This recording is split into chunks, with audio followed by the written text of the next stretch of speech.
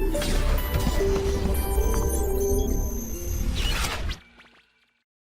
करता हूं मैं आप सबका वापस से आपके अपने हर्षित सर के साथ, HT सर के साथ एक और लेक्चर में।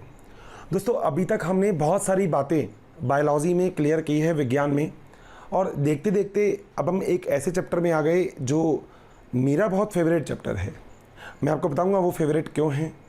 दोस्तों, मैं जिस चैप्टर के बारे में आज आपसे बात करने वाला हूं, मैंने उसका नेम भी अभी पीछे नहीं लिखा, बिकॉज़ मैंने जो अभी तक आपको पढ़ाया उसके साथ साथ अब हम जिस चीज़ की तरफ आगे मूव कर रहे हैं उसमें हमको पता लगेगा कि आखिर पहले हम छोटे थे, अब हम बड़े हो गए, ऐसा क्यों हुआ। पहले हम बहुत छोटे छोटे थे, धीरे धीरे हमारी हाइट बढ़ने लगी, आखिर ऐसा क्यों हुआ। दोस्तों, ये सारे क्वेश्चनों का आंसर आपके केस में तो खैर जूलॉजी में आपको मिल ही जाएगा, मगर बायोलॉजी के केस में, बॉटनी के केस में, यानी कि वनस्पति विज्ञान के क्षेत्र में मैं आपसे बात करूंगा इन्हीं सब टॉपिक के बारे में। तो दोस्तों, आज मैं आपसे पूरे चैप्टर को 2 पार्ट में डिवाइड कर रहा हूँ, ठीक है। पूरे चैप्टर का नाम है पादप वृद्धि और परिवर्धन, ठीक है, plant growth and development. But अभी हम यहाँ पे जिस चीज़ के बारे में बात करेंगे वो है पादप वृद्धि। तो अब हम बात करेंगे पादप वृद्धि के बारे में। आइए ज़रा देखते हैं।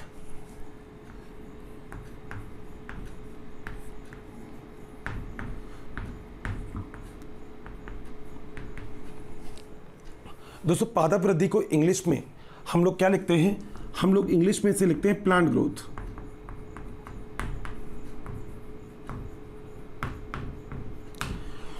दोस्तों, वृद्धि एक ऐसी चीज़ होती है जो सजीव और निर्जीव दोनों में आपको देखने को मिलेगी। यानी कि अगर कोई भी चीज़ सजीव होगी तो भी आपको देखने को मिलती है, और निर्जीव जो होती है वो भी आपको देखने को मिलती है। दिमाग में अभी एक क्वेश्चन आया, क्या सर कैसी बात कर रहे हो आप, क्या निर्जीव के अंदर वृद्धि पाई जाती है? दोस्तों, बिल्कुल निर्जीव के अंदर भी वृद्धि पाई जाती है। मैं ऐसा क्यों बोल रहा हूँ आपसे? अगर आप देखें तो शायद आपने रेत का टीला देखा होगा रेगिस्तान में।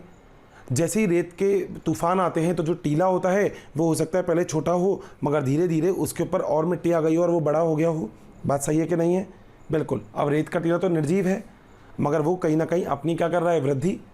दोस्तों, ये वृद्धि और आपकी वृद्धि में अंतर है। सजीवों के अंदर जो वृद्धि पाई जाती है वो अंदरूनी वृद्धि होती है, यानी कि इंट्रिंसिक वृद्धि होती है, अंदर से वृद्धि होती है। निर्जीवों में आपको जो वृद्धि मिलेगी वो बाहर से मिलेगी। यानी कि आप एक चीज़ याद रखना, अगर आपको कभी कोई सजीव और निर्जीव में अंतर पूछे तो आप वृद्धि को अंतर के रूप में रख सकते हो, मगर आपको उसे अच्छे से विस्तार पूर्वक समझाना पड़ेगा, क्योंकि वृद्धि तो रेत के टीले में भी मिल रही है मगर वो निर्जीव है, ठीक है। पहले आपने किताब लिया, किताब इतने रख दी, धीरे धीरे आप किताब को और बढ़ाते गए, देखा जाए तो किताब तो वृद्धि कर रही है मगर ये निर्जीव है। बाहर किसी ना किसी बाह्य कारक की वजह से इस प्रकार की वृद्धि हम लोगों को देखने को मिलती है। दोस्तों, अब जब हम इस पूरी वृद्धि के बारे में बात करते हैं तो हम ये चीज़ अच्छे से समझ जाते हैं कि ये जो वृद्धि होती है ये पादप और जंतु दोनों में पाई जाती है। और मैंने आपको पहले भी आपको एक चीज़ बताई है, वो क्या? दोस्तों, वृद्धि जो पादप और जंतु में होगी ना, ये चिरस्थायी होगी, ठीक है। मैं पहले इसका एक पॉइंट लिख रहा हूँ, क्या देखिएगा दोस्तों, इसका एक फर्स्ट पॉइंट लिख रहे हैं हम, पौधों के आकार, कॉमा आयतन, आकार कॉमा आयतन का अपरिवर्तनीय, जिसमें परिवर्तन नहीं हो, अपरिवर्तनीय चिरस्थायी। दोस्तों, याद रखना, चिरस्थायी का मतलब होता है जो हमेशा स्थायी रहे, ठीक है, चिरस्थायी, ठीक है। चिरस्थायी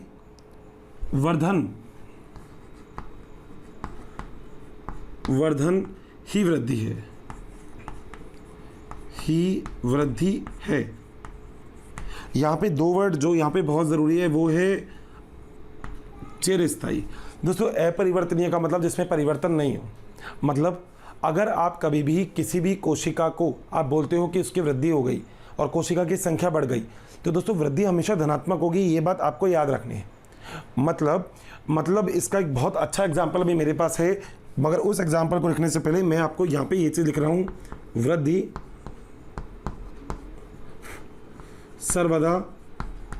सर्वदा का मतलब हमेशा धनात्मक होती है। इसको लिख देता हूँ मैं बीच में, होती है पहले लिख दिया, और क्या होती है वो दोस्तों? वो होती है धनात्मक। तो वृद्धि हमेशा कैसी होगी? धनात्मक होगी।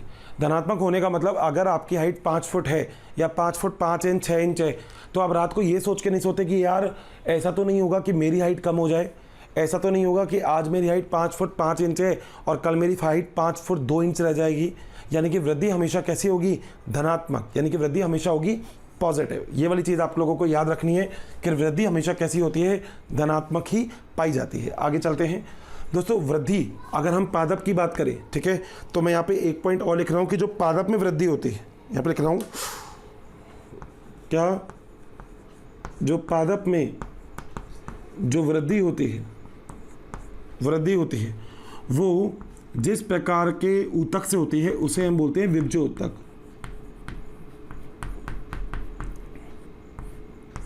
दोस्तों विभज्य ऊतक ऐसे ऊतक होते हैं जिनका एक ही काम होता है और वो एक काम क्या है? वो एक काम है विभाजन। यानी कि विभज्य ऊतक काम करेंगे विभाजन का। यहाँ पे मैं लिख रहा हूँ विभज्य ऊतक किस चीज़ का काम करेंगे? विभाजन का। विभाजन का मतलब होता है डिवीजन। दोस्तों अगर हम बात करें निम्न श्रेणी के पादपों में, तो ऐसे निम्न श्रेणी के पादपों में तो वृद्धि उसके पूरे के पूरे शरीर में होती है। मगर उच्च श्रेणी के जो पादप होते हैं, उच्च श्रेणी के जो पादप है जैसे मोनोकॉट और डायकॉट, एक बीजपत्री द्विबीजपत्री की हम बात करें, तो द्विबीजपत्री जो पादप होंगे उसके अंदर जो वृद्धि होगी वो एक नियत स्थल से होगी। मैं एक पॉइंट और मेंशन कर रहा हूँ यहाँ पर, निम्न श्रेणी के पादप में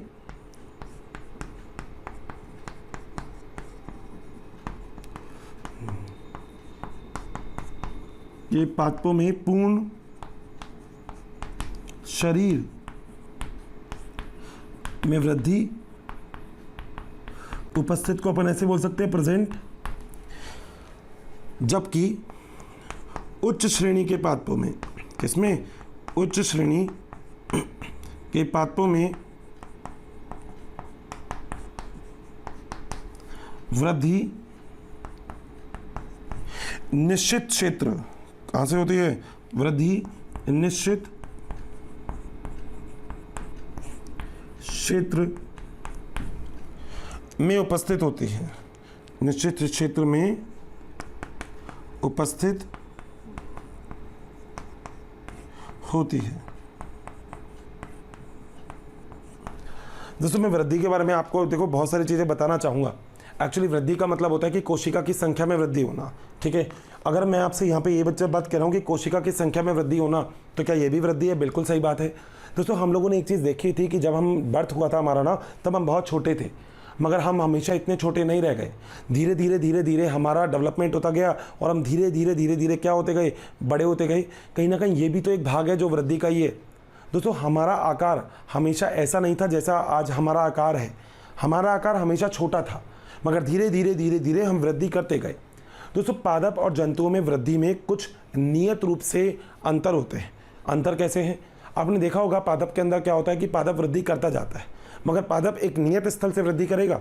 मगर दोस्तों अगर मैं जंतुओं की बात करूं, तो एक पर्टिकुलर टाइम के बाद उनके अंदर जो वृद्धि वाला जो साइकिल है, यानी कि जो साइज इंक्रीज होने वाला जो एक पैरामीटर है, एक निर्णायक तथ्य है, वो कम होने, वो मतलब रुक जाता है।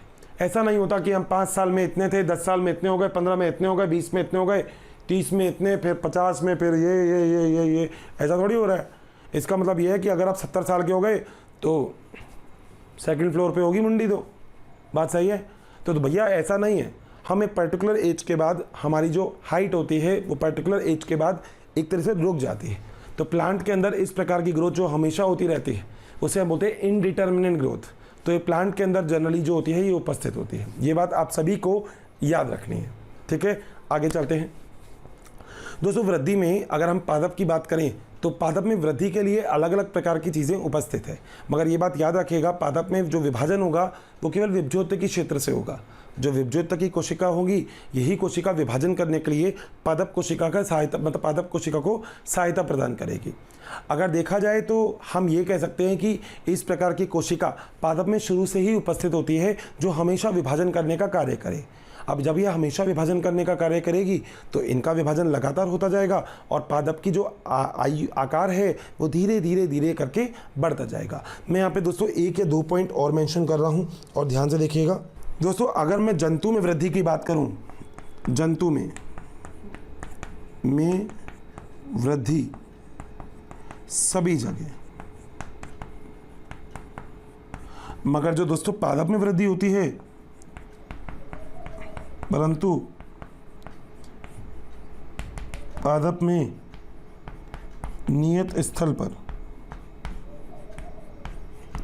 ठीक है दोस्तों, एक बात और याद रखना कि वृद्धि को एक चीज़ और प्रभावित करती है, वो होती है वातावरणीय कारक, यानी कि जो वातावरण के जो कारक होते हैं ये भी वृद्धि को बहुत ज़्यादा प्रभावित करते हैं। तो मैं यहाँ पे एक पॉइंट और मेंशन कर सकता हूँ, वातावरणीय कारक भी वृद्धि को प्रभावित करते हैं।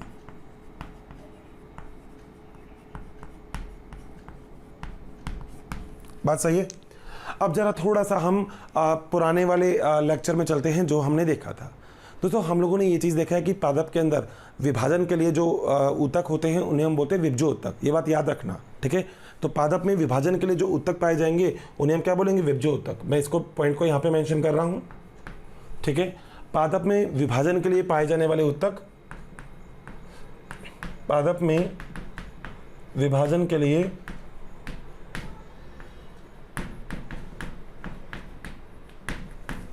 पाए जाने वाले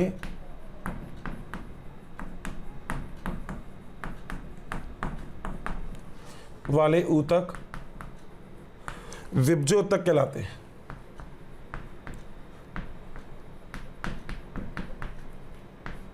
इसका मतलब इंग्लिश में होता है मेरिस्टेम में या मेरिस्टेमेटिक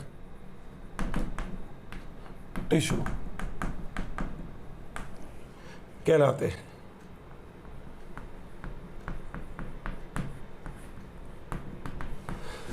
दोस्तों पादप में जहाँ पे विभाजन पाया जाएगा जिन ऊतकों में, उन ऊतकों को हम क्या बोलेंगे, विभज्य ऊतक। और विभज्य ऊतक का काम ही ये होता है कि वो विभाजन करने का क्या करते हैं, कार्य करते हैं। ये पॉइंट तो आप सब लोगों को दिमाग में बहुत अच्छे से बैठा लेना है कि विभज्य ऊतक का काम है विभाजन करने का, और पादप के अंदर यही विभज्य ऊतक होते हैं जो पाए जाते हैं। अब आखिर ये विभज्य ऊतक कितने प्रकार के हो सकते हैं, आइए ज़रा एक डायग्राम के द्वारा हम इसे देखते हैं। तो दोस्तों अगर मैं इस चीज़ का एक बहुत अच्छा सा डायग्राम बनाऊँ तो मैं कुछ इस तरीके से आपको ये वाली चीज़ ड्रॉ कर सकता हूँ, देखिएगा।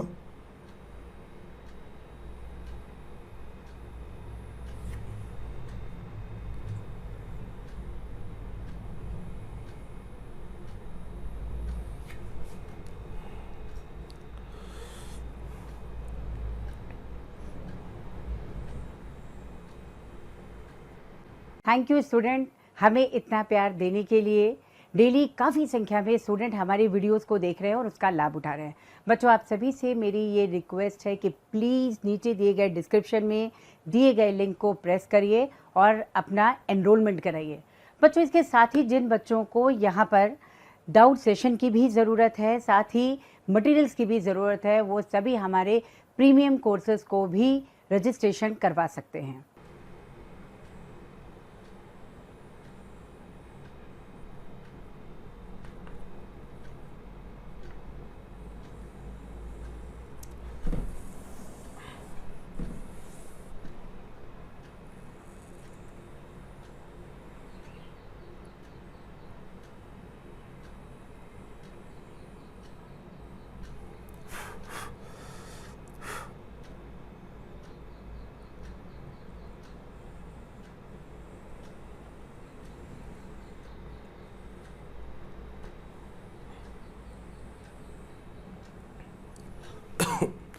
दोस्तों इस प्रकार से आप एक डायग्राम बना सकते हैं बहुत अच्छा सा, ठीक है।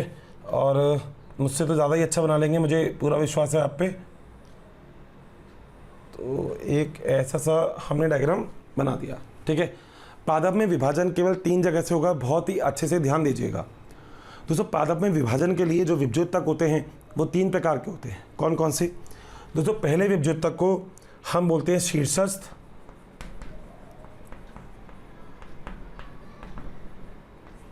दूसरे विभज्य ऊतक को हम बोलते हैं मध्यस्थ,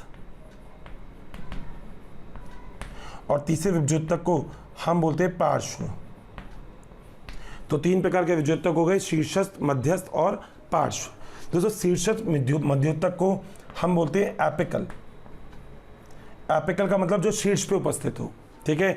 मध्यस्थ को हम बोलते हैं इंग्लिश में इंटरकैलरी, जो मध्य में उपस्थित हो, ठीक है। और लेटरल को हम क्या बोलते हैं, पार्श्व। अब आप कहेंगे सर ये क्या चीज़ें आ गई, थोड़ा सा अलग लग रहा है, थोड़ा समझाएंगे? बिल्कुल समझा देंगे। देखिए ज़रा, समझाने के लिए तो सबसे बढ़िया चीज़ है पेन और मार्कर, ठीक है। अब देखिएगा, आप लोगों ने कभी देखा है जो पेड़ होता है वो दो तरफ से वृद्धि करता है। मैं आपको पहले भी बता चुका हूँ, मगर मैं आपको वापस से एक्सप्लेन कर रहा हूँ, ठीक है। दोस्तों पेड़ में एक वृद्धि तो होती है उसके यहाँ से, जिसे हम बोलते हैं टिप, शीर्ष। तो पेड़ में तो दो शीर्ष होंगे, एक होगा ये शीर्ष, एक होगा ये शीर्ष। बात सही है। इस तरफ से क्या निकलेगा, बिल्कुल सही है, तना निकलेगा। इस तरफ से क्या निकलेगी, जड़ निकलेगी। तो एक विभज्योतक जो शीर्ष पे उपस्थित है, ये वाला, उसे हम बोलेंगे शीर्षस्थ विभज्योतक। तो ये भी शीर्षस्थ है और ये भी शीर्षस्थ है। बात ठीक है। अब शीर्षस्थ विभज्योतक दो प्रकार के होते हैं। कौन कौन से? बचपन में बिछड़ गए थे दो भाई कुंभ के मेले में, और उन भाइयों का नाम क्या है, राम और शाम। क्या भाई है बेटा, राम और शाम।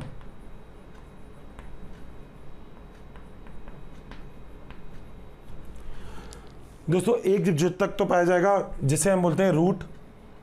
रूट का मतलब क्या होता है, जड़। और एक विभज्योतक पाया जाएगा जिसे हम क्या बोलते हैं, शूट। शूट का मतलब क्या होता है, तना। तो दोस्तों दो प्रकार के विभज्योतक आपको मिल गए। एक विभज्योतक तो आपको मिल गया जड़ के शीर्ष पर, जड़ कहाँ गई अपनी, ये रही। तो एक विभज्योतक तो मिल गया अपन को जड़ के शीर्ष पे, और एक विभज्योतक अपन को मिल गया तने के शीर्ष पे। जो अपन को तने के शीर्ष पे मिलेगा वो तो तने की वृद्धि करेगा, और जो जड़ के शीर्ष पे करेगा वो जड़ की वृद्धि करेगा। तो ये दो प्रकार के हमको क्या पाए जाते हैं, ऊतक पाए जाते हैं। अब सुनिएगा, मैंने आपसे बोला कि उच्च कोटि के जो पादप होते हैं, लिखवाया भी यहाँ पे, जो उच्च कोटि के पादप होते हैं वो एक नियत स्थल से ही वृद्धि करती है। वो पूरे के पूरे पादप हर जगह से वृद्धि नहीं करते। अब आप कहेंगे सर इसका रीज़न क्या है? दोस्तों इसका रीज़न सबसे बड़ा तो ये है कि वहीं पे ही केवल विभाजन वाली कोशिकाएं पाई जाती हैं और कहीं पे भी नहीं। अब सुनिए, अगर कभी भी आप लोग ने ऐसा देखा होगा, और मैंने आपको एग्जांपल भी दिया, नहीं दिया तो आज दे रहा हूँ, अगर आप कभी भी किसी भी पेड़ को ऊपर से ऐसे काट देते हैं, ठीक है, तो दोस्तों ये जो पेड़ होगा ये अब ऊपर की तरफ वृद्धि नहीं करेगा। आप लोग ध्यान से देखिएगा, और जिसको ध्यान से नहीं देखना, मतलब अभी नहीं समझ में आ रहा, वो मेरे घर आ जाना, मेरे घर के सामने एक पार्क है, दिखा दूंगा मैं क्या होता है। दोस्तों होता यह है कि ऊपर वाली अगर इसको आपने काट दिया तो पादप शीर्ष की वृद्धि तो करेगा ही नहीं, पादप बौना रह जाएगा। तो कई बार आपने देखा होगा जो माली होते हैं वो गार्डन में कई बार झाड़ियों से कुछ ड्राइंग्स ही बना देते हैं, मतलब सजावट के लिए। तो झाड़ियों को ऊपर से काट देते हैं वो। अगर वो झाड़ियों को ऊपर से काट देंगे तो झाड़ियों में कौन सी वृद्धि नहीं होगी, शीर्ष वृद्धि नहीं होगी, और शीर्ष भी कौन सी, शूट वाली। बात सही है। तो दोस्तों इस स्थल को हम बोलते हैं शूट एपिकल मेरिस्टेम, यानी कि तने की शीर्षस्थ विभज्योतक की कोशिका, और इसे हम बोलते हैं रूट एपिकल मेरिस्टेम, यानी कि जड़ की शीर्षस्थ विभज्योतक की कोशिका। तो दो भाई हो गए, राम और श्याम। बात सही है। अब आप लोगों ने कभी ये भी देखा होगा कि टीवी के अंदर कई बार ऐड आता है जो पत्तियां बीलती हैं लेडीज़, और वो पत्तियां किस चीज़ की, चाय की पत्तियां। तो चाय के बागान में वो पेड़ के ऊपर नहीं चढ़ती, पेड़ ऐसे ही होते हैं। रीज़न आप इस तरीके से उन्हें डेवलप कर सकते हैं। शीर्षस्थ अगर कट कर दोगे तो ऊपर की तरफ तो वृद्धि नहीं होगी। दोस्तों आप अपने आप को शीर्ष से कट नहीं कर सकते, क्यों? यहाँ पे ब्रेन है भैया, मगर पादप के अंदर ऊपर की तरफ पादप का विभज्योतक वाला क्षेत्र है। अगर इस क्षेत्र को आपने काट दिया तो पादप अब ऊपर की तरफ वृद्धि नहीं करेगा। धीरे धीरे मैं आगे एग्जाम्पल बताऊंगा कि आखिर ऐसा क्यों होता है। बात सही है। अब रूट एपिकल मेरिस्टेम भी आप समझ गए। इसका एक बहुत अच्छा एग्जाम्पल और है। दोस्तों पुरानी पिक्चरों में क्या हुआ करता था कि लड़के और लड़की जब घूमने जाते थे पार्क में तो यूँ कहते थे भैया ये पेड़ है, इस पेड़ के ऊपर अपन तू और मैं हम हमारा आपस में नाम लिख देते हैं। वो अपना अपना नाम लिख जाते हैं। कह रहा 20 साल बाद आएंगे, देखेंगे इस नाम को वापस, बहुत बढ़िया याददाश्त रह जाएगी। ठीक है भाई, प्यार के पंछी हैं, याददाश्त रह जाएगी, कोई बात नहीं, रहने दो। अब जब रह रहे हैं इनके तो ये 20 साल बाद मान लो वापस आते हैं, जब इनके मुंह में दांत होंगे उस टाइम तो कोई दिक्कत नहीं है, मुंह में दांत भी है, और 20 साल बाद वापस आते हैं तो क्या सीढ़ी लेके आएंगे? क्या नहीं लेके आएंगे। जहाँ पे नाम लिखा है वहीं पे लिखा रहेगा। क्यों दोस्तों? वो अगर नाम यहाँ पे लिख देंगे तो थोड़ा बहुत ऊपर नीचे हो सकता है, मगर क्योंकि पादप वृद्धि कहाँ से करता है? शीर्ष से, इसलिए ये वाला नाम ऊपर नहीं जाएगा, सीढ़ी लाने की ज़रूरत नहीं है। बहुत बढ़िया फ़ायदा हो गया पिक्चर में से ये वाला एग्जाम्पल नोट करने का। बात क्लियर अच्छे से? कोई डाउट तो नहीं मेरे पे किसी प्यारे दोस्त को? 100%। बहुत ही बढ़िया। आगे दोस्तों, शीर्षस्थ के बाद दूसरा होता है मध्यस्थ।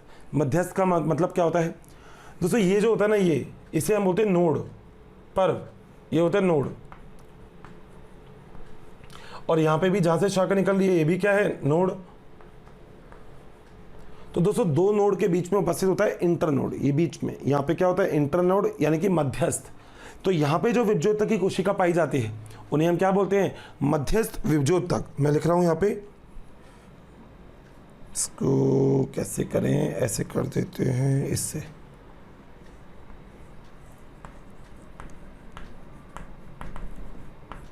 मध्यस्थ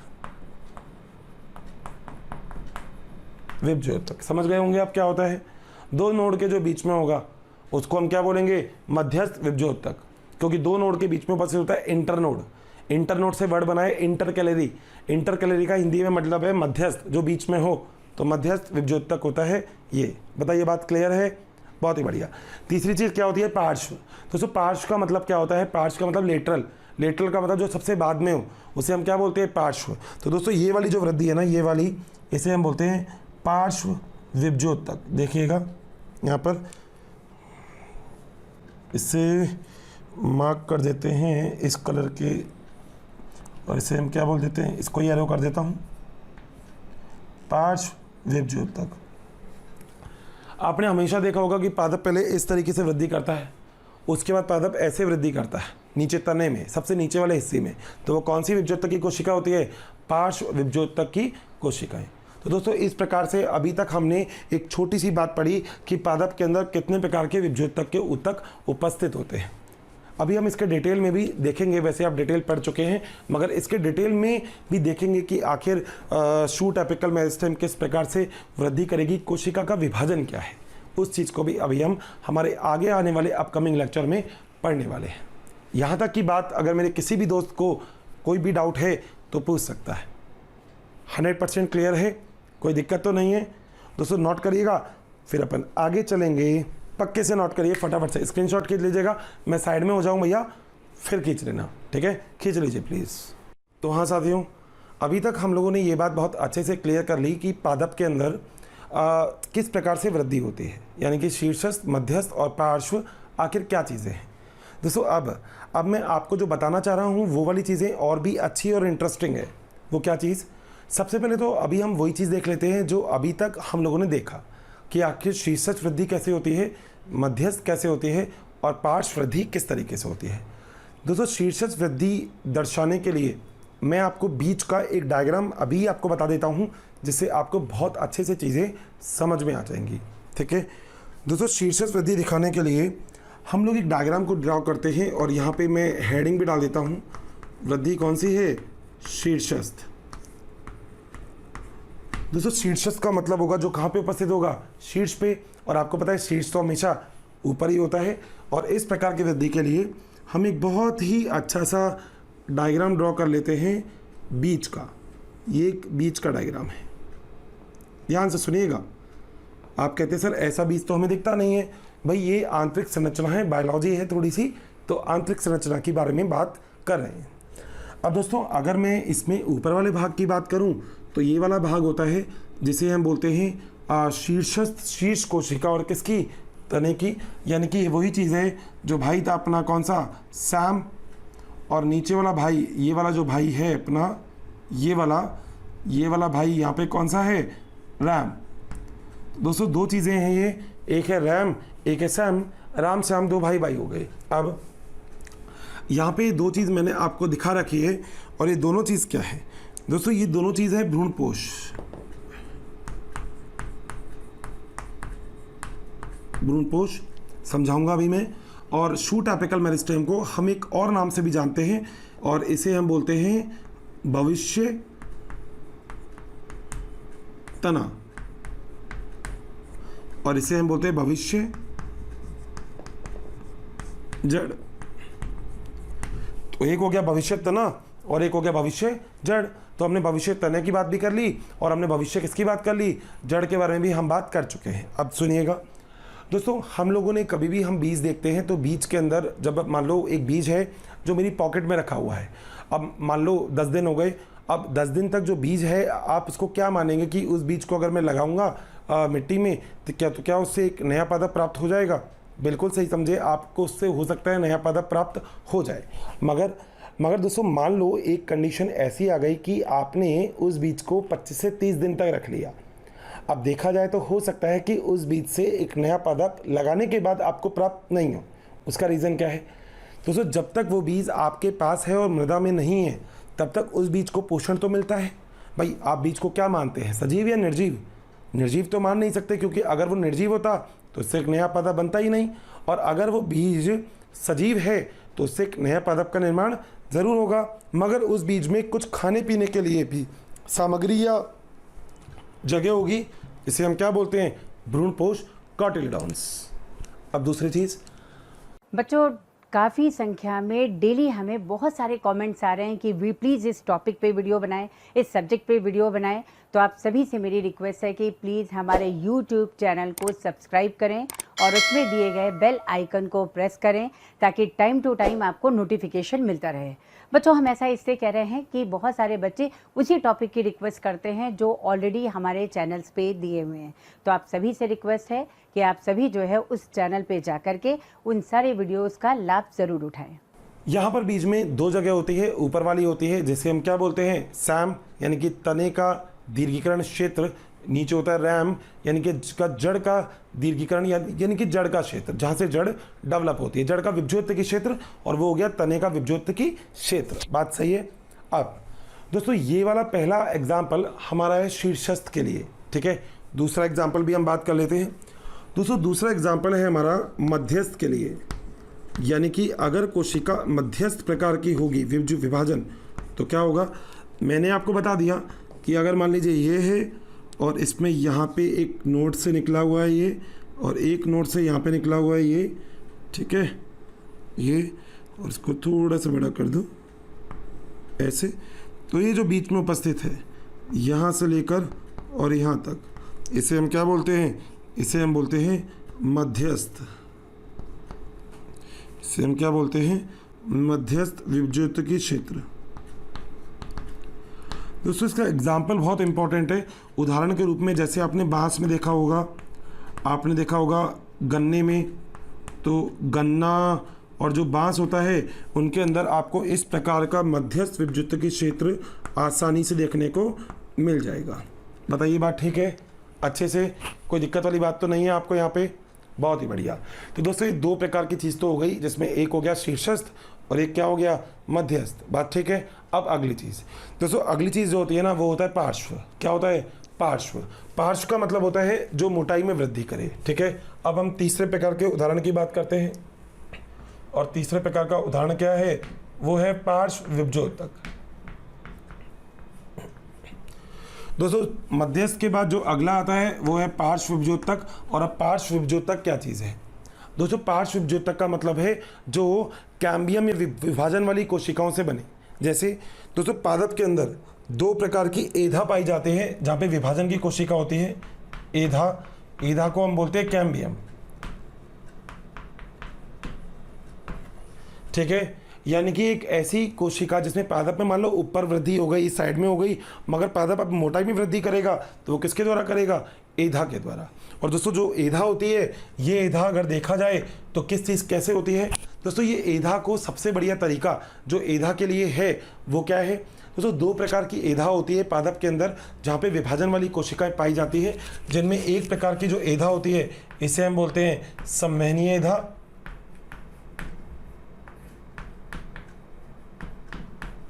और दूसरे प्रकार की जो एधा होती है उसे हम बोलते हैं कॉर्क एधा। दोस्तों संवहनीय एधा संवहन ऊतकों के मध्य होगा। संवहनीय ऊतक का मतलब क्या होता है? दोस्तों संवहनीय ऊतक का मतलब है जैसे जाइलम और फ्लोएम, तो जाइलम और फ्लोएम के बीच में अगर कोई एधा उपस्थित है तो उसे हम बोलेंगे संवहनीय एधा। और कॉर्क एधा, कॉर्क आपने सुना भी होगा, जो सबसे बाहर की ओर पाई जाती है उसे हम क्या बोलते हैं? कॉर्क एधा। तो ये होता है हमारा पार्श्व विभज्योतक। दोस्तों पार्श्व विभज्योतक में आप लोग इस तरीके से कह सकते हैं कि अगर आपके पास यहाँ पर इस प्रकार से कोई कोशिका है, ऐसे और मान लीजिए इस कोशिका में यहाँ पर उपस्थित है जाइलम और यहाँ पर उपस्थित है फ्लोएम। तो दोस्तों बीच में एक एधा पाई जाएगी इस तरीके से, और जिसे आप कौन सी एधा बोलेंगे? संवहनीय एधा। ये संवहनीय ऊतक है, बीच में जो एधा है वो क्या है? संवहनीय एधा। और इसके द्वारा पादप अपनी मोटाई में वृद्धि करते हैं। पादप अपने आकार में नीचे वाले जो सबसे नीचे का एरिया होता है वहाँ पे पादप मोटाई में वृद्धि करते हैं, और यही चीज़ कौन सी होती है? पार्श्व विभज्योतक। तो ये 3 प्रकार के विभज्योतक के बारे में तो हमें यहाँ पर बात करनी थी। अब दोस्तों अब एक चीज़ ये कि आप ग्रोथ को कैसे पता लगा सकते हो, यानी कि ग्रोथ को पता लगाने का तरीका, यानी कि वृद्धि को आप कैसे दर्शा सकते हो। ठीक है, तो दोस्तों देखिए यहाँ पे वृद्धि को निम्न रूप से दर्शाया जा सकता है।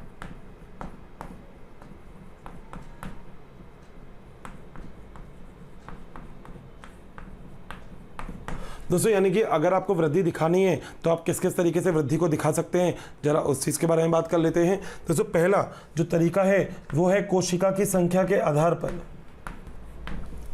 दोस्तों कोशिका की संख्या बहुत ही ज़रूरी चीज़ है। अगर मान लीजिए पहले अगर कोशिका की संख्या 4 थी, अब कोशिका की संख्या 8 हो गई, आप कहोगे वृद्धि हो रही है। पहले कोशिका की संख्या 500 थी, अब यहाँ पर मान लो 10,000 हो गई, 1000 हो गई, आप बोलोगे वृद्धि हो रही है। तो वृद्धि का मतलब कोशिका की संख्या में वृद्धि होना, बढ़ना, मतलब क्या होना?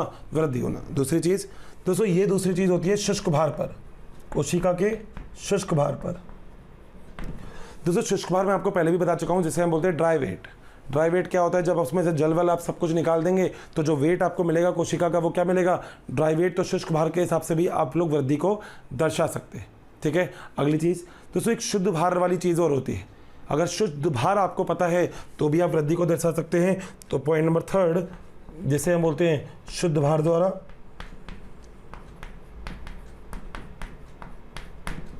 इसके द्वारा शुद्ध भार द्वारा कि कोशिका का शुद्ध भार कितना है। दोस्तों कोशिका के आयतन के आधार पर, किसके आधार पर? आयतन के आधार पर। तो आप यहाँ पे एक पॉइंट और मेंशन कर सकते हैं, और वो क्या? कोशिका के पृष्ठीय, कोशिका के आयतन या फिर पृष्ठीय क्षेत्रफल के आधार पर। ठीक है, और दोस्तों एक चीज़ आप लोग और याद रखिएगा, और शुष्क भार तो खैर मैंने लिख ही दिया यहाँ पे ना। ठीक है, चलिए हो गए अपने चारों। तो दोस्तों ये कुछ तरीका है। पृष्ठीय क्षेत्रफल भी आप जानते हैं, मान लो पहले इतना क्षेत्रफल था, अब धीरे धीरे क्षेत्रफल बढ़ रहा है, ये तो थोड़ा सा टेढ़ा हो गया, तो कोई बात नहीं। ये पृष्ठीय क्षेत्रफल के आधार पर भी आप कोशिका की गणना कर सकते हो कि जो कोशिका है उसके अंदर वृद्धि हो रही है या नहीं हो रही है। तो याद रखिएगा एक चीज़, मैंने पहले भी लिखवाया था कि कोशिका हमेशा धनात्मक होगी, यानी कि वृद्धि हमेशा क्या होगी? धनात्मक। और ये पॉइंट आपको हमेशा से याद रखना है। अलग से लिख रहा हूँ, वृद्धि सर्वदा धनात्मक होती है।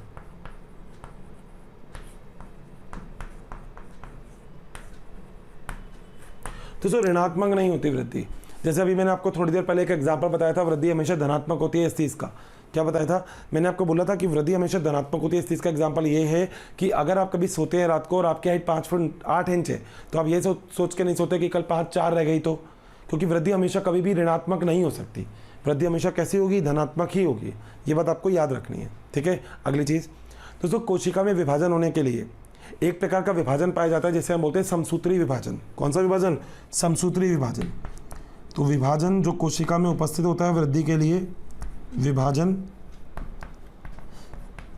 वृद्धि के लिए जो क्या होता है?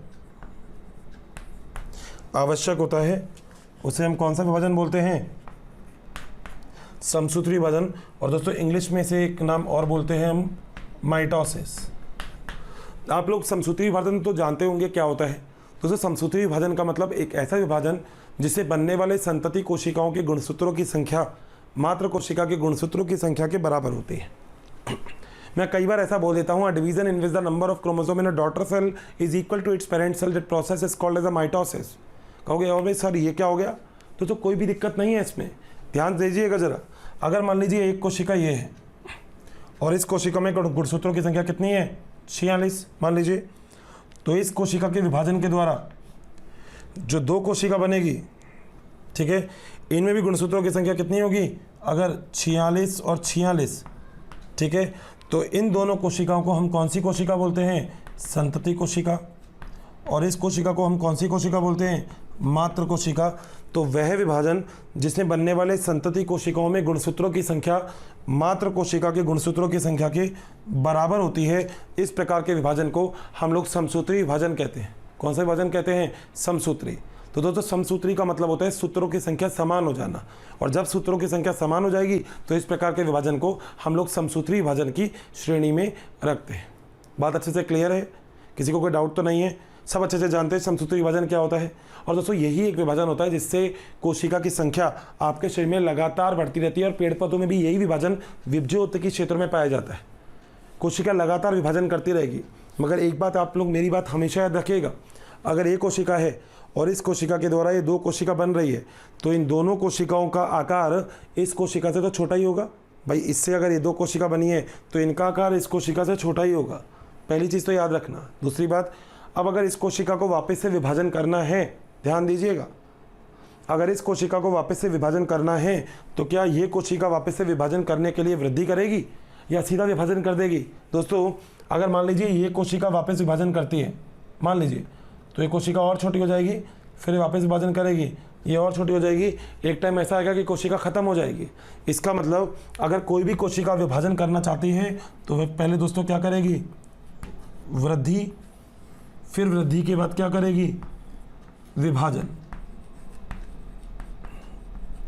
तो ये बात आपको याद रखनी है कि पहले तो क्या होगा? वृद्धि होगा, और फिर क्या होगा? विभाजन होगा। तो ये दोनों चीज़ अपने साथ साथ चलती है, वृद्धि भी और विभाजन भी। बात सही है? अच्छे से कोई डाउट वाली समस्या वाली कंडीशन तो नहीं है मेरे किसी भी दोस्त को? तो ये बात हम लोग अच्छे से समझ गए कि शीर्षस्थ, मध्यस्थ और पार्श्व क्या होता है।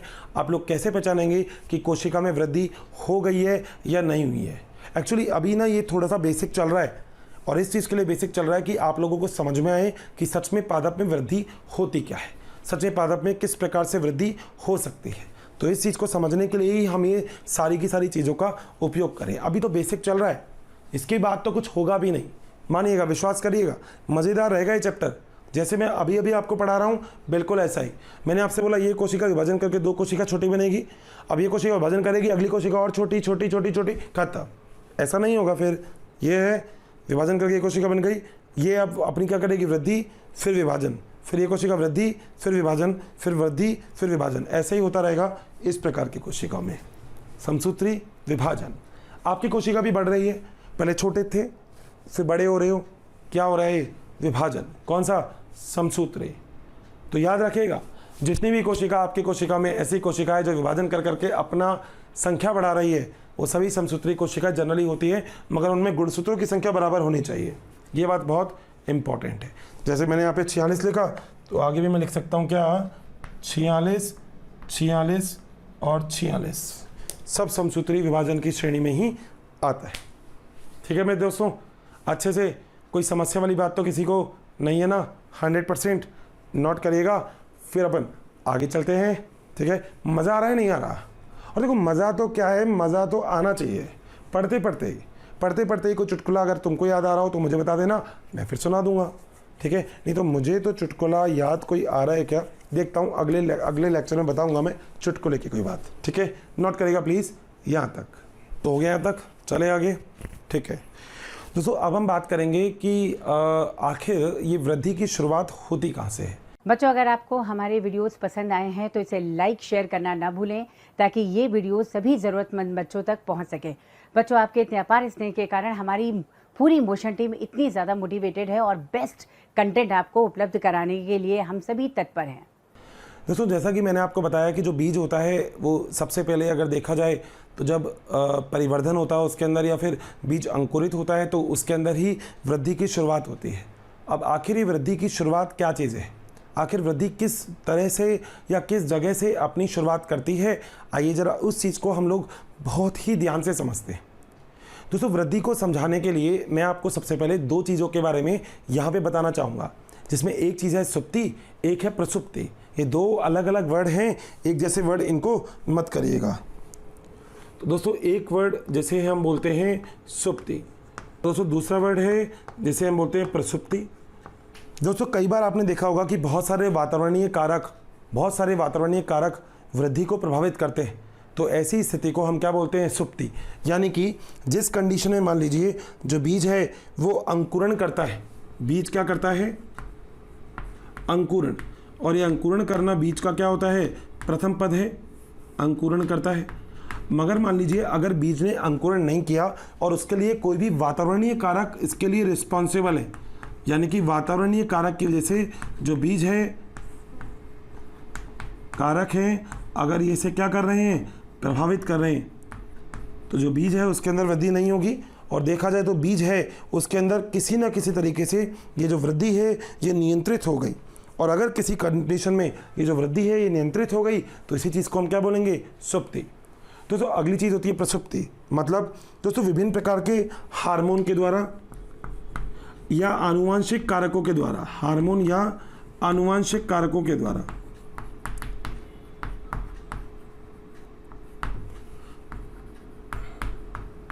अगर इस प्रकार की स्थिति आ जाती है, इस प्रकार की स्थिति का मतलब जब वृद्धि होती है उसके अंदर देरी हो गई, और वृद्धि के अंदर जो देरी हो गई उस देरी के लिए सबसे बड़ा जो रीज़न है वो रीज़न यही है। और रीज़न क्या है? रीज़न ये है कि आपने उसको प्रॉपर हार्मोन या आनुवांशिक कोई भी कारक है जिसकी वजह से उसकी वृद्धि रुक गई है। अब अगर ऐसी स्थिति आ गई कि उसकी वृद्धि आनुवांशिक कारकों की वजह से कैसे भी करके वृद्धि अगर रुक गई तो ये वाली चीज़ भी प्रॉब्लमेटिक हो जाती है। और इसी चीज़ को हम किसके अंदर रखते हैं? प्रसुप्ति के अंदर। तो जो प्रसुप्ति को बोला जाता है डॉर्मेंसी या फिर बोला जाता है स्लीपिंग स्टेज। तो इसे दो नाम बोला जाता है, इसे हम बोलते हैं या तो डॉर्मेंसी या फिर इसे हम बोलते हैं स्लीपिंग स्टेज। तो या तो दोस्तों इसको बोल दो डॉर्मेंसी या इसको बोल दो स्लीपिंग स्टेज। तो हम इसको कुछ भी बोल सकते हैं, या तो डॉर्मेंसी बोल सकते हैं या फिर हम इसको क्या बोल सकते हैं? स्लीपिंग स्टेज बोल सकते हैं। बात क्लियर? तो सुप्ति और प्रसुप्ति वाली बात आप लोगों के दिमाग में अच्छे से क्लियर है। दोस्तों अब है ना, मैं आपको एक बात और बताना चाहूँगा। दोस्तों पादप में, ये बात मैं आपको पहले भी बोल चुका हूँ, पादप में जो वृद्धि होती है वो दोस्तों वृद्धि होगी स्थानीकृत। स्थानीकृत का मतलब होता है लोकलाइज्ड, एक ही जगह पे।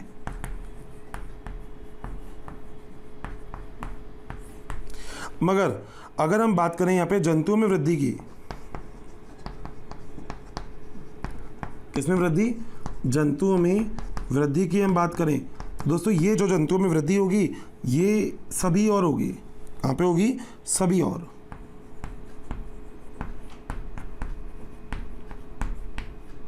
ये आपको मिलेगी सभी और। तो इस प्रकार के दो प्रकार की वृद्धि आपको देखने को मिल सकती है, पादप में अलग और जंतुओं में अलग।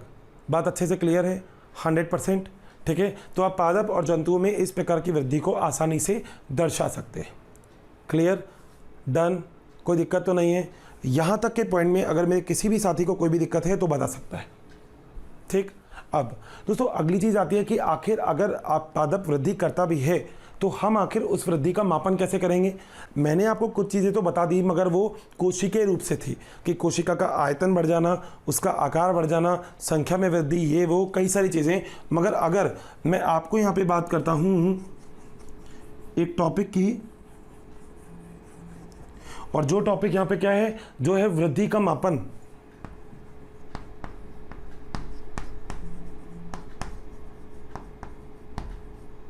तो दोस्तों हम ये कह रहे हैं कि जो वृद्धि है उसका मापन किस तरीके से होगा? दोस्तों वृद्धियों के मापन के लिए हम लोग अलग अलग प्रकार से वृद्धि का मापन कर सकते हैं, जिसमें सबसे अच्छा तरीका है स्केल के द्वारा। अब स्केल के द्वारा मुझे बताने की जरूरत नहीं है, स्केल होता है फुट्टा, उससे पहले ना मापो बाद में नापो, आपको पता लग जाएगा। तो पहला तो होता है स्केल के द्वारा, यहाँ पे मैं मेंशन कर रहा हूँ।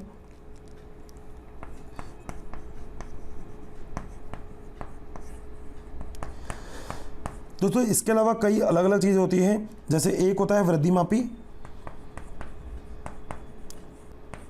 इसे हम बोलते हैं ऑक्जेनोमीटर।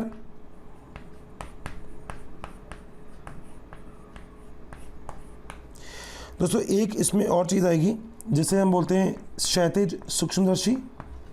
आप केवल नाम याद रख लीजिएगा। एक होता है आर्क वृद्धि मापी,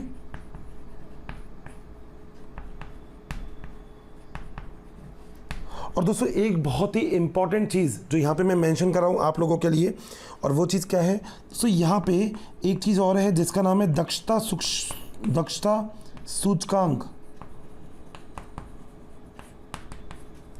दोस्तों इसका मतलब होता है जो पादप होता है ना, उसमें इकाई समय में आकार या क्षेत्र में होने वाली वृद्धि। दोस्तों मतलब क्या होता है, जैसे पादप में फूल हो गया, तना हो गया, पत्ती हो गया, हर किसी का दक्षता सूचकांक होगा वो अलग अलग होगा, क्योंकि आपने पढ़ा है जो पत्ती होती है वो कितनी वृद्धि करती है आपको पता है, मगर तना ज़्यादा वृद्धि करेगा। पुष्प कितनी वृद्धि करता है आपको पता है, फूल कितनी वृद्धि कर सकता है आपको पता है, फल कितनी वृद्धि कर सकता है आपको पता है। तो पुष्प और फूल तो एक ही चीज़ हो गई। तो ये इन सब का जो दक्षता सूचकांक है वो क्या होगा, अलग अलग।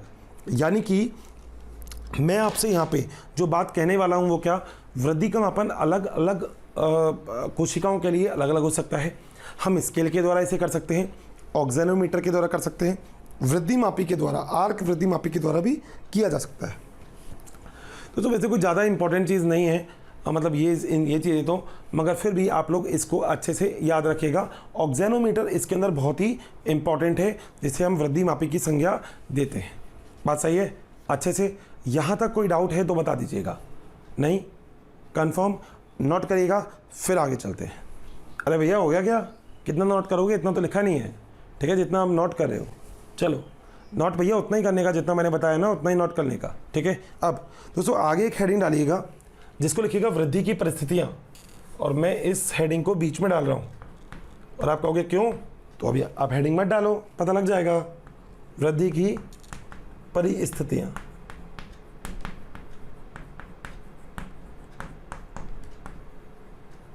यानी कि कौन कौन सी परिस्थिति वृद्धि को आखिर कंट्रोल या नियंत्रित करती है, उन चीज़ों के बारे में हमें यहाँ पे देखना है। दोस्तों वृद्धि की परिस्थितियों में हम बहुत सारी परिस्थितियों की बात करते हैं। जैसे दोस्तों एक परिस्थिति में हम लोग बात करते हैं जल की, दूसरे में यहाँ पर कई सारे बना देता हूँ मैं जो हमारे यूज़ में आने वाले हैं। एक होता है ऑक्सीजन, एक होता है प्रकाश, एक है तनाव कारक,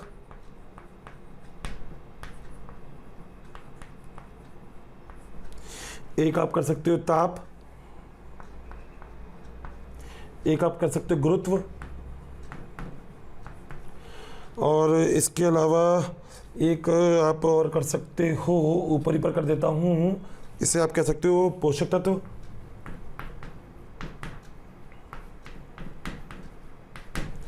दोस्तों ये सब वृद्धि की परिस्थितियों के लिए बहुत ज़रूरी है। अब मैं आपको बताता हूँ, देखो कैसे। दोस्तों मान लीजिएगा अगर मैं कभी भी वृद्धि की बात कर रहा हूँ तो उसके लिए मुझे क्या क्या चीज़ों की ज़रूरत पड़ेगी। तो सबसे पहली बात है जल की।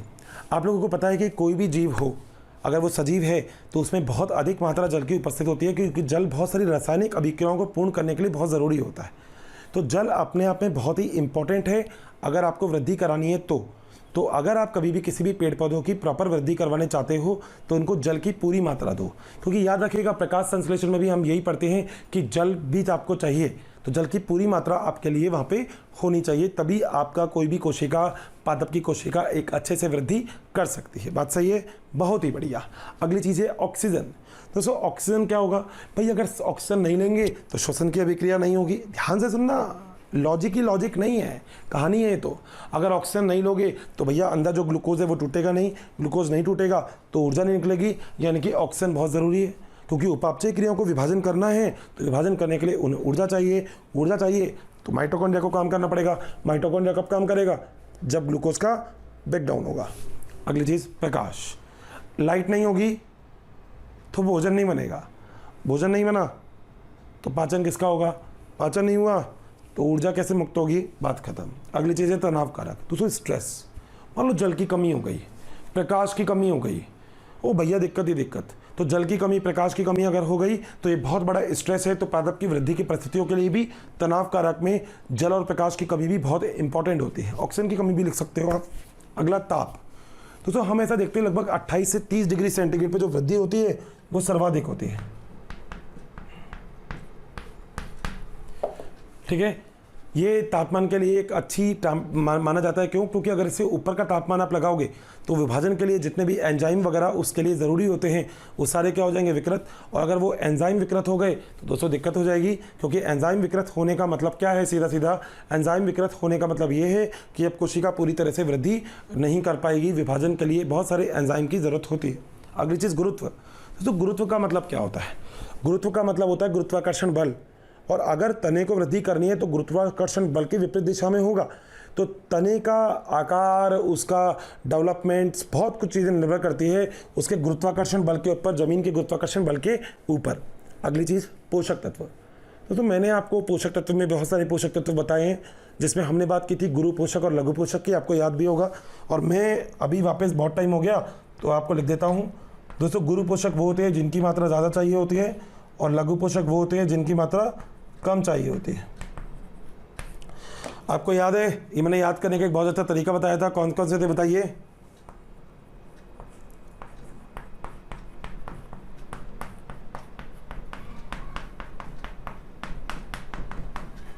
गुरु पोषक हो गए, ठीक है। अगला कौन सा है? लघु पोषक।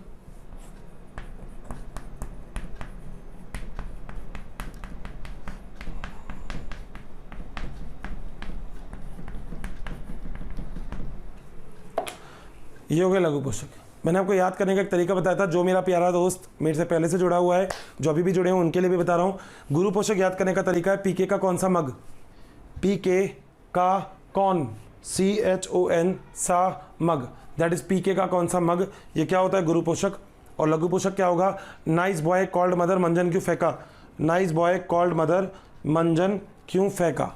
इसमें फेंका में CA मत लगाना, केवल फे आएगा क्योंकि CA तो ऊपर आ गया है। ये होते हैं गुरु पोषक और लघु पोषक। जिनकी मात्रा ज़्यादा चाहिए होती है वो गुरु पोषक, जिनकी मात्रा कम चाहिए होती है वो लघु पोषक।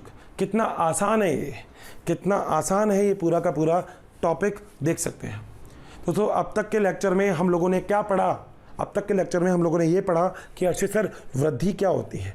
वृद्धि होती है छोटी और बड़ी। और अभी मेरे को याद आ गया एक उदाहरण। तो वृद्धि के लिए कोशिका का विभाजन बहुत ज़रूरी होता है।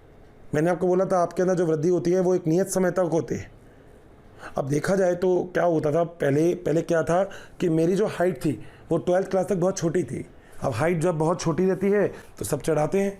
तो मेरा जो बड़ा भाई है वो मेरे ऊपर से चले जाता था सुबह, जिसके हम उड़ालना बोलते हैं, वो उड़ाल जाता था मुझे। अब भैया वो उड़ाल गया, उड़ालने के बाद वो मेरे को सुबह से शाम तक सारे काम करवाता था, सारे के सारे।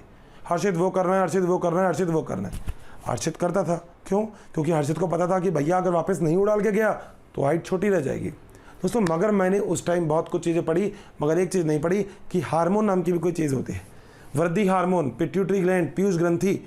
दोस्तों, जिस दिन वृद्धि हार्मोन निकला, अब उसके बाद जब वृद्धि हुई तो वृद्धि होने का मतलब ये है कि आज मेरे भैया की हाइट मुझसे कुछ छोटी है। और ये सबका सब केवल और केवल समसूत्री विभाजन पर निर्भर करता है। तो ये मेरे प्यारे दोस्त आप लोग समझे होंगे।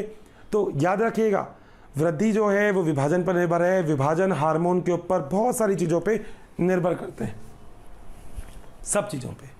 ठीक है भाई, यहाँ तक मेरे किसी भी दोस्त को कोई भी दिक्कत है, कैसी भी परेशानी है तो बता सकते हैं। नहीं, 100% चीज़ें क्लियर हैं अच्छे से। ओके दोस्तों, थैंक यू सो मच। मिलते हैं फिर अपन अगले लेक्चर में। यहाँ तक के लिए वृद्धि करते जाओ, समझते जाओ, पढ़ते जाओ। ओके, बाय, टेक केयर, मिलते हैं फिर। Thank you so much.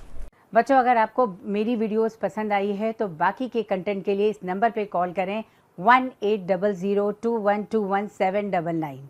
Thank you.